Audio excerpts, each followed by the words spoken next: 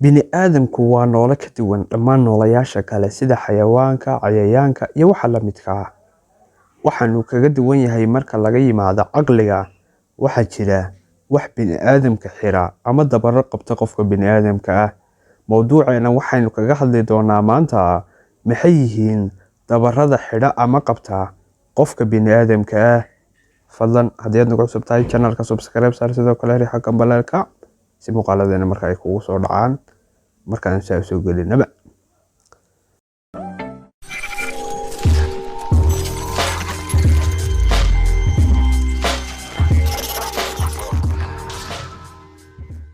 Jira dabaro qabta qofka bini'aadamka ah oo aynu kaga warrami doono muuqaalkeenan.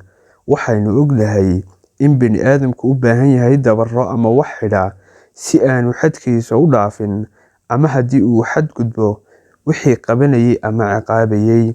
Qofka aanay waxba dabrin wixii doono ayuu samaynayaa oo xoolaha waxba ma dhaamo.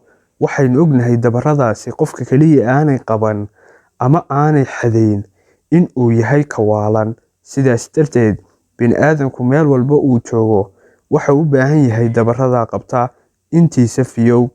Dabarada qabta ama xidha qofka bini'aadamka ah marka uu xadkiisa ka tallaabo waxay kala yihiin saddexdan soo socda.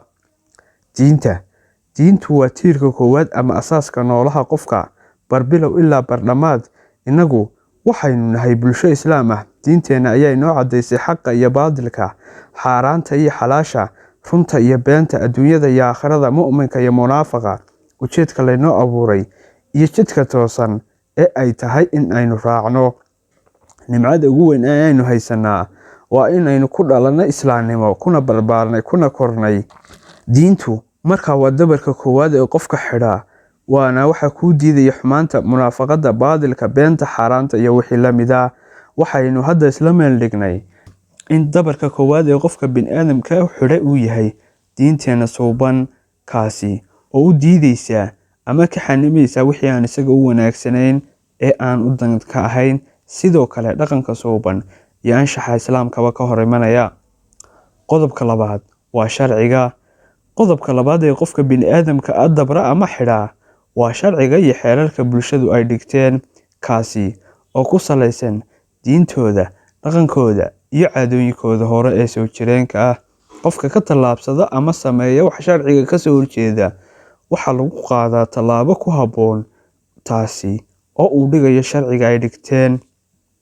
Sababta sharciga loo samaystaana waa in la helo qaanuuno iyo xeerar dadka kala xadeeya si aanu midba midka kale ugu xadgudbin, dulmi iyo gaboodfulna cidna loogula kicin, ama kuwa taagta yar ee awoodda yar aan loogu tamar sheegan. Inagu ka Soomaali ahaan waxaynu leenahay dhaqamo iyo caadooyin guun ah oo ka awow soo jiray, kuwaasi oo ilaa maanta lagu dhaqmo. Damiirka waa qodobka saddexaad ee qofka dabra. Soomaalidu waxay ku mahmaahdaa ilaahow aanay damiirka iyo dadnimaduna dhiman, taasi oo macnaheedu yahay mararka qaar waxa ka hor imanaya waxyaabo damiir ahaan haddii aad samayso ku liidaya ama ku saraysiinaya.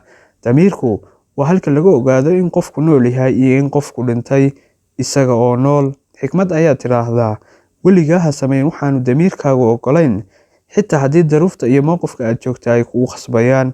Mararka qaar waxaad ku dhacaysaa falal laga yaqyaqsoodo ama arrin arxan darro ah.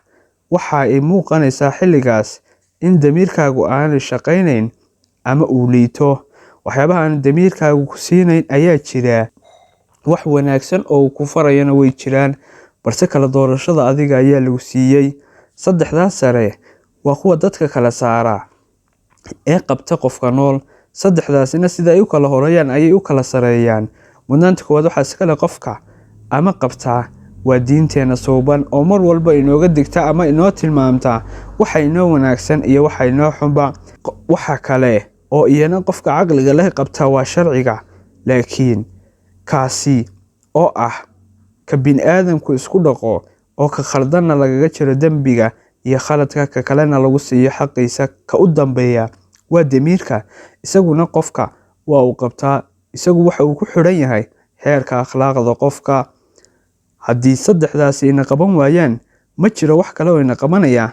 Xoolaha waxba dhaami mayno, waxaynu noqonaynaa sida kawaalan ee xorriyadda Ilaahay siiyey ee wuxuu doono ku hadlaya, wuxuu doono samaynaya. In aynu ka sii leedano ayaa iyaba dhici karaysa. dadka aanay qaban dabaradaasi waad garanaysaa sida ay yihiin iyo nolosha ay ku nool yihiin, inaanay xayawaanka waxba dhaamin oo ay xitaa kasii hooseyso nolosha dadka waalwaalan. Muuqaalkeena intaas ayaynu kusoo koobi doonaa. Tan iyo ka xiga, nabadiino.